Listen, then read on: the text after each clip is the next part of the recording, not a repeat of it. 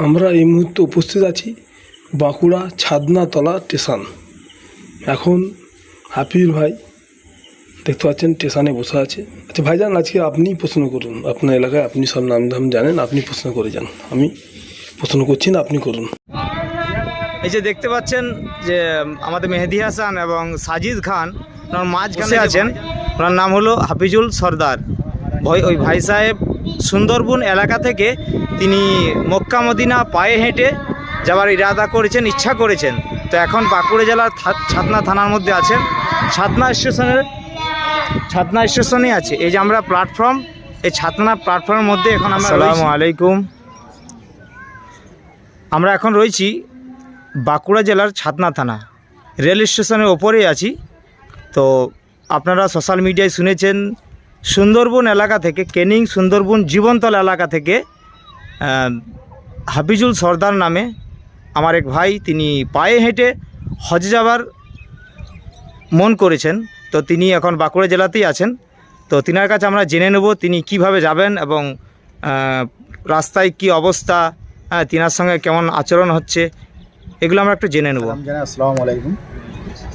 আমি সুন্দরবনের বাসিন্দা, জীবনতলা থানা অন্তর্গত, এবং আমি 2020 সালে নিয়ত করেছিলাম যে মক্কা মদিনায় যাব পায়ে হেঁটে, বৃক্ষরোপণ করতে করতে এবং মুসাফির অবস্থাতে। তো সেই নিয়ত আল্লাহর রহমতে কবুল হয়ে গেছে বা রাস্তায় চলে এসেছি। দীর্ঘ 17 দিন পার হয়ে গেল, প্রায় 450 কিলোমিটার অতিক্রম করে এসেছি।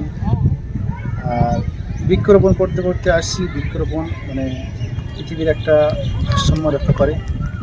আর বৃক্ষ নিয়ে যদি আমরা আলোচনা করি তো শেষ হবে না। বৃক্ষ যেভাবে মানুষের উপকার করে, বিভিন্ন ভারসাম্য থেকে, বিভিন্ন বিপর্যয় থেকে এবং ভবিষ্যৎ প্রজন্মকে যদি বাঁচাতে চান তাহলে বৃক্ষরোপণ অবশ্যই করি। একটা মানুষ সাধারণত বাঁচতে গেলে কতটা পরিমাণ অক্সিজেনের দরকার আপনারা সবাই অবগত জানেন। সেই অক্সিজেন বৃক্ষ থেকে পাই। সেই অক্সিজেন যদি আমরা কিনে যদি আমাদের অক্সিজেনটা ব্যবহার করতাম, আমরা একটা মানুষই সাধারণ মানুষের সম্মান করতাম। সকল ধর্ম, জাতি, ধর্ম নির্বিশেষে সবাইকে বলবো বৃক্ষরোপণ অবশ্যই প্রয়োজন। আসুন আমরা দিনে না হলে মাসে একটা করে বৃক্ষরোপণ করি এবং বিশ্ব শান্তির একটা বার্তা ছড়িয়ে দিই এবং আমাদের ভবিষ্যৎ প্রজন্মকে সুস্থ রাখি। আচ্ছা ভাইজান, আপনি পশ্চিমবাংলার বাঁকুড়া জেলাতে আছেন, কোন দিকে রাস্তা একটু বলবেন? ভারতবর্ষের পর কোন কোন দেশ? ছাতনা হয়ে আমি আগামীকাল আদ্রার উদ্দেশ্যে যাব। তারপরে আদ্রা থেকে ধানবাদ হয়ে আপনার বিহার হয়ে, ইউপি হয়ে Haryana, Punjab, Pakistan, Afghanistan, Iraq, Iran, Kuwait, আরব। কতদিনের রাস্তা? প্রায় তো 9 মাস থেকে 1 বছর একটা প্রোগ্রাম আছে। যখন আপনি সৌদি আরব পৌঁছাবেন তখন কত দিন হবে আপনার একটা আনুমানিক? ওটা সরকারের উপরে সময়ের উপর ডিপেন্ড করে এবং নিজের শারীরিক অবস্থাকে তার উপর ডিপেন্ড করে। হ্যাঁ, তো এক্স্যাক্টলি বলা যায় না। তো 9 থেকে 1 বছর, 9 মাস থেকে 1 বছর একটা সময় আনুমানিক ধরা হয়েছে। তো বিভিন্ন সরকারের একটা সমস্যা থাকে বিভিন্ন দেশে। সব কিছু যদি ঠিকঠাকভাবে পার হয়ে যেতে পারি তাহলে যেতে পারবো, আর না হলে লেট হবে।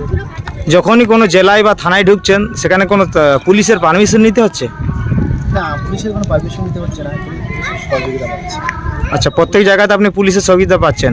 পুলিশের সহযোগিতা পাচ্ছি এবং প্রশাসনিক কর্মীরা যেভাবে আমাদের সামনে আগিয়ে নিয়ে যাচ্ছে ওইগুলো অসংখ্য ধন্যবাদ। সেই সাথে সাথে সমস্ত গ্রামবাসী, মানে আমি যে এরিয়া থেকে আসছি সকল গ্রামবাসী আমাকে সাপোর্ট করছে এবং আমার সাথে আগে চলেছে, হাতে হাত রেখে, পায়ে পা রেখে ধীরে ধীরে সামনের দিকে আমাকে আগিয়ে যাচ্ছে।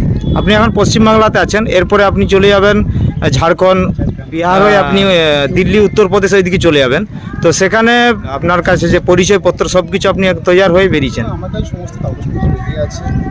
আর এছাড়াও আমি এর আগে সাইকেল নিয়ে সারা ভারতবর্ষ এবং নেপাল, ভুটান, বাংলাদেশ করেছি। হ্যাঁ, সেক্ষেত্রে আমার কোনো সমস্যা হবে বলে মনে হয় না। তারপরে মহান রব্বুল আলামিন আছে। হ্যাঁ, উনি যেখানে আছেন, মানে আছেন, আর কোনো অসুবিধা হবে না, এটা আমি আপনার সঙ্গে। আপনার নাম? হাফিজুল সর্দার।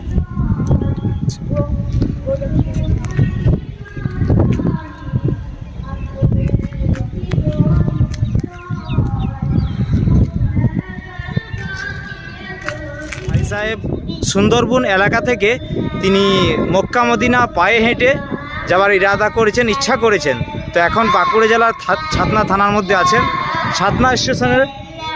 ছাতনা স্টেশনে আছে। এই যে আমরা প্ল্যাটফর্ম, এই ছাতনা প্ল্যাটফর্মের মধ্যে এখন আমরা রয়েছি। আমার সঙ্গে আমার সাড়ু ভাই আছে, তারপর আরেক ভাই আছেন, হ্যাঁ ওনার দুলা ভাই, আমাদের মেহেদি হাসান এবং হাফিজুল ভাই, তিনিও আছেন।